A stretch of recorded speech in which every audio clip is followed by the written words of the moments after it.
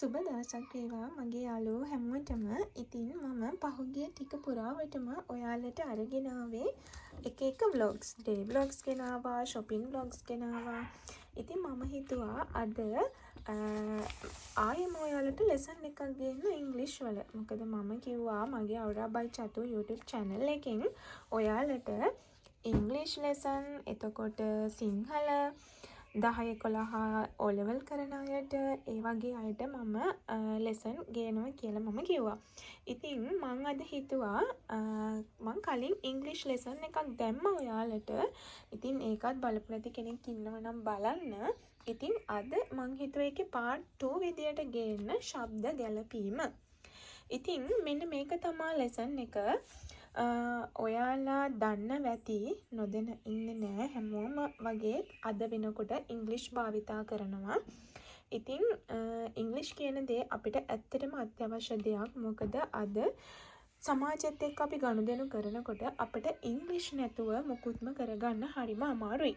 ඉතින් මම හිතුවා ඔයාලට අත්‍යවශ්‍යම වෙන ශබ්ද ටික, මෙන්න මේ ශබ්ද ටික ඔයාලට පුළුවන් නම් අනිවාර්යෙන්ම ඉංග්‍රීසි කොට දාගන්න පුළුවන්. ඉතින් වීඩියෝ එක ස්කිප් නොකර දිගටම බලන්න කියලා ඔන්න මං ඔයාලගෙන් ආදරෙන් ඉල්ලනවා.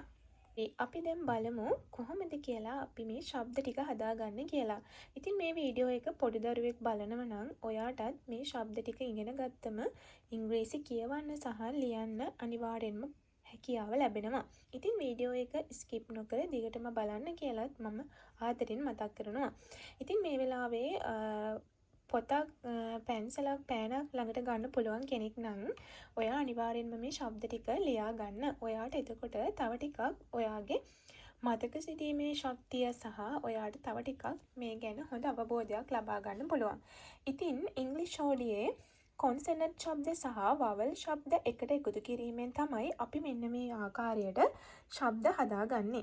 ඉතින් කොන්සනන්ට් අකුරු 21 සහ වවල්ස් අකුරු 5 එකට ගැලපීමෙන් තමයි ඉංග්‍රීසි හෝඩියේ ශබ්ද අපිට සකසා ගන්න පුළුවන් වෙන්නේ. හරි, අපි බලමු දැන් B අකුර. ඉංග්‍රීසි හෝඩියේ B අකුර තනිව ශබ්ද වෙන්නේ උබ් විදිහට.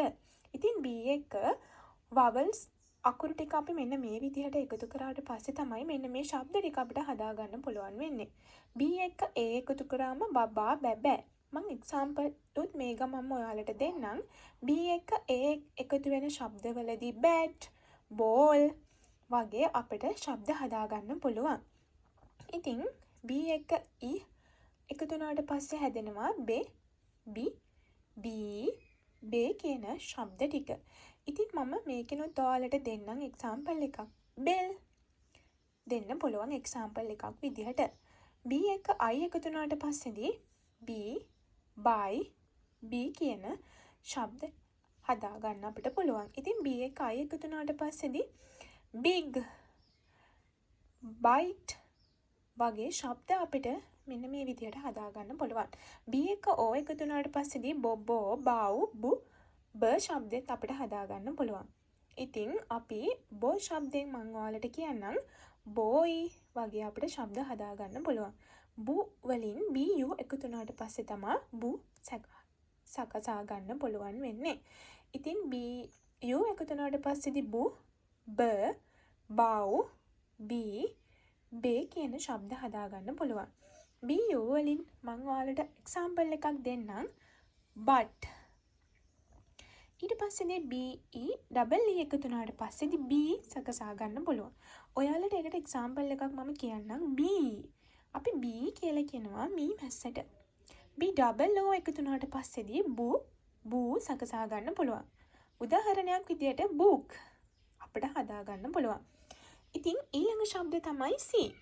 C වලින් ගොඩාක් අය දැනගෙන ඉන්නේ උක් ශබ්ද විතරයි. හැබැයි ඇත්තටම නැහැ. ශබ්දෙත් අපි හදාගන්න ගොඩාක් තැන්වලදී තියෙනවා C අකුර යෙදුණු අවස්ථා. C A වලදී කකා, කැ කියන අපිට ශබ්ද හදාගන්න පුළුවන්. cat, car කියන එක්සැම්පල් දෙන්න පුළුවන්. C E වලදී ගොඩාක් සැකසෙන්නේ K නෙවෙයි C, se, sa. උදාහරණයක් විදියට center දෙන්න පුළුවන්. CI එක ඉරු. ඉතින් උදාහරණයක් විදියට city, නගරයට අපි කියනවා city කියලා. CO එක අපිට හදාගන්න පුළුවන් කොකෝ කව් ක ශබ්දේ. ඉතින් CO වලදී අපි කුකුලට කියනවා කොක් කියලා අපිට කොක් හදාගන්න පුළුවන්. CU වලදීත් අපි සකසා ගන්න කා ශබ්දේ. උදාහරණයක් විදියට කෝප්පෙට අපි කියනවා කප් කියලා. COO විදියට ශබ්දය හදාගන්න පුළුවන් අපිට කූසා කු. එක්සාම්පල් එකක් කුක් උයනවා දෙන්න පුළුවන්. ඉතින් අපි තවත් ශබ්දයකට යමු. B ශබ්දය. B ශබ්දයෙන් සකසා ගන්න පුළුවන් ඩා ඩැඩ්ඩේ. ඊට පස්සේ DE එකතු වුණාට පස්සේදී ඩේ ඩි සකසා ගන්න පුළුවන්. DI වලදී අපිට ඩු සකසා ගන්න පුළුවන්. DO වලදී ඩෝ ඩව් හදා ගන්න පුළුවන්. මේ DO වලදී අපිට ඩු යෙදෙන අවස්ථාවක් තමයි ඩු. කරනවා කියන verb එකට අපි දෙන්නේ ඩු. ඉතින් dog බල්ලා dog දෙන්න පුළුවන්.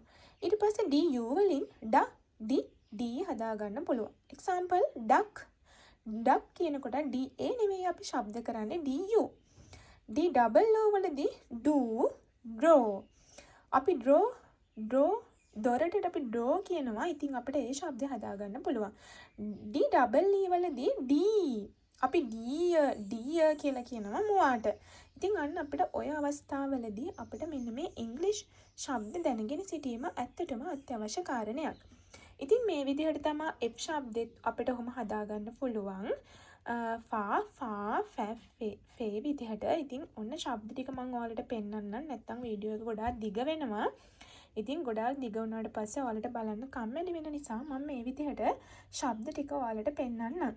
ඉතින් ඔයාලා මේ ශබ්ද ගලපගෙන ඔයාලට එදිනදා ජීවිතේ හුරු පුරුදු ඉංග්‍රීසි වචන ඔයාලා සවුන්ඩ් කරලා බලන්න මේ වචනත් එක්ක ඒව ගැලපෙනවද කියලා. ඉතින් ඔන්න ඔය විදිහට තමයි ශබ්ද ටික මම ඔක්කොම හදලා තියෙනවා. ඉතින් මම සවුන්ඩ් කරන්න ගියේ නැහැ. මොකද වීඩියෝ එක දිග වැඩි වුණොත් ඔයාටමයි එක කම්මැලි වෙන්නේ. ඒ නිසා.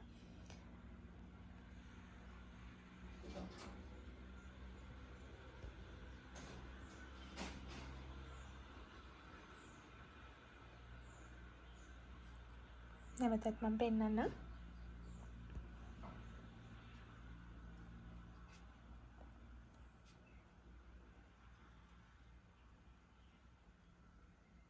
ඉතින් මෙන්න මේ විදිහට ශබ්ද ටික මම ඔයාලට ඔක්කොම ටික පෙන්නනවා. ඉතින් ඔයාලා කොලයක් පෑනක් හරි පැන්සලක් හරි අරගෙන අනිවාර්යෙන් මෙන්න මේ ටික ලියාගත්තොත් ඔයාලට අනිවාර්යෙන්ම මේ ශබ්ද ටික ඔයාලට පුළුවන් අනිවාර්යෙන්ම.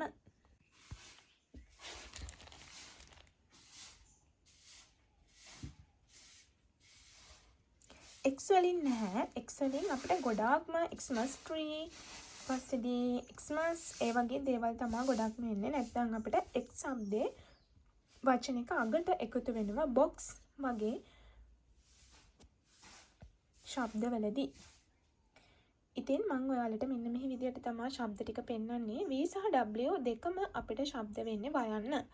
ඉතින් ඔන්න ඔයාලට මම හිතනවා අද ලෙසන් එක ඇත්තටම වැදගත් වෙන්න ඇති කියලා. මොකද ඉංග්‍රීසි ලෙසන් අනිවාර්යෙන්ම මම මගේ YouTube channel එක හරහා ඉංග්‍රීසි විතරක් නෙමෙයි O level කරන නංගිල මල්ලිලට අනිවාර්යෙන්ම මම සිංහල පාඩම් කරන්නත් බලාපොරොත්තු වෙමින් තමයි ඉන්නේ. ඉතින් ඊට අමතරව මම day vlog එහෙමත් කරනවා. ඉතින් මගේ YouTube channel එක ඔයාලට හොඳයි කියලා හිතනවා නම් ප්‍රයෝජනයක් ගන්න තියෙනවා කියලා හිතනවා නම් ඉතින් අනිවාර්යෙන්ම subscribe කරලා මාත් එක්ක එකතු වෙලා ඉන්න කියලා ඔන්න මම ආදරෙන් මතක් කරනවා. ඉතින් අද වීඩියෝ එක බලපු හැමෝටම thank you.